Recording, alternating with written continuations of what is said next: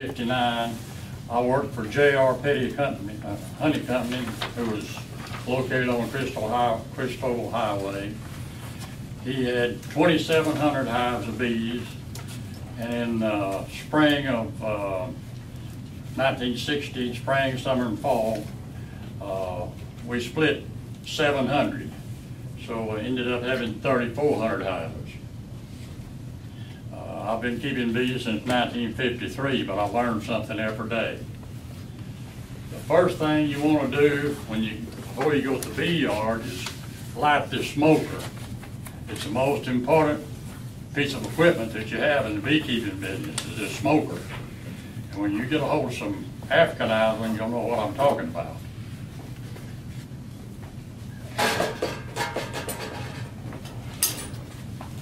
The next thing you want to do if you're going to install some new queens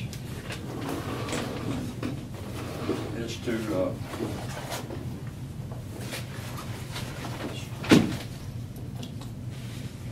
get all your queen cages ready. I choose to use a little piece of that aluminum. You notice where I put it. It's on the back side where it'll slip down between the frames, bend it over, and then I just take my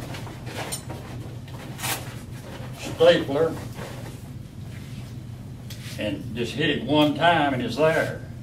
And then if you want to take it out and examine it or anything, your hive tool will take that little staple out and you slip it right up out of there. You don't have to have a wire or a string or a bunch of that stuff in the way. Next thing I want to impress on you is how to use this hive tool. When you go in here to separate the super from the hive body, you never want to pry up like that. You always want to get it started and pry up like that. Break all those frames loose. For if you pry the opposite way,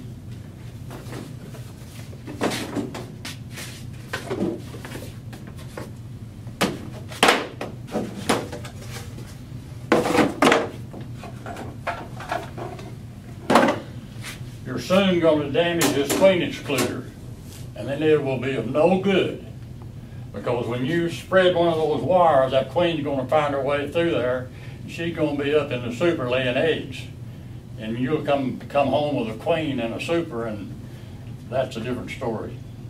You always want to pry these supers like this loose, and then when you start, that queen excluder is stuck, you want to pry down like that so you won't touch that queen excluder. Then turn it upside down in case the queen happens. You have a lot of bees, in case the queen's on it, you'll have her right there, and when you're ready to put her in the hive, you just turn it up and she's in there. If you turn it the other way, she may run down in that super and then you won't find her. You place your, I call it the mother hive, place this hive you're going to build slightly to the front and 50% over from the, you don't center it on, you give it 50% travel there. Excuse me, I should have gone back to this. This is a little tool I improvised, and when you go to the field, have all these queen cages, you have your equipment and everything on, it's kind of hard to get that little cork out of there. So you have this to get the little cork out, and then you have it to punch down through that sugar there that the bees are feeding on. That's what you need to do. So I advise that little tool. You can fix you one out of whatever.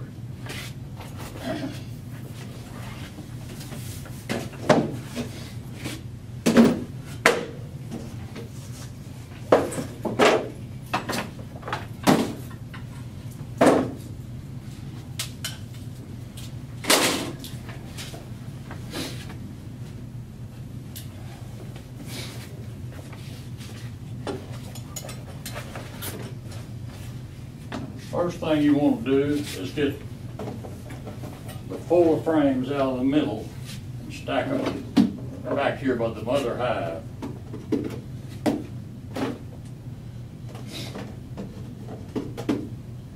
And you notice I use a frame handler. One of the main reasons for that is you run less risk of mashing any bees, and you'll have less trouble out of them. If you take it out with your hive tool and get both fingers on here like this, like most people do, then you can't handle it right. But if you have these, take that, you look at that side, look at the bottom, see if she's on there. You're looking for that queen. And you turn it over, you can do everything with it. And if you have to have your smoker, then you've got this right the other hand to smoke them a little bit. So I always use this. And then we're going to look for the queen. So I suggest that you reach in here and get the second frame from either side. Doesn't matter. If it's a lot of bees on it, you might want to set it over in here. But I think that you can take it from either side here, it doesn't make any difference. And then I always start looking for the queen. And look for her and look there, and well, she's not on there. So just put bees and brood all over in there. And you look, and she's not on there, so you put that frame of bees in there. And then you look it over, and you keep looking like that. But by taking out that second frame, you scoot these other over, look at them as you go. Look at them as you go, and you keep looking. Sometimes she'll be hid over next to the wall. And you just keep looking for her. Look. And there she is, right there. So you put her over in that hive in front.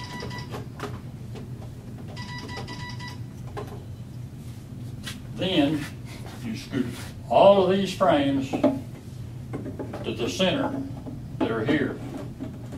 Keep your cluster together.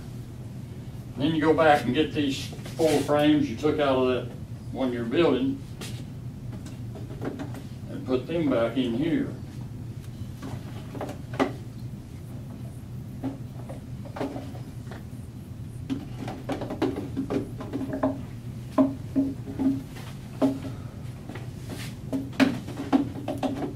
Before I put that last frame in,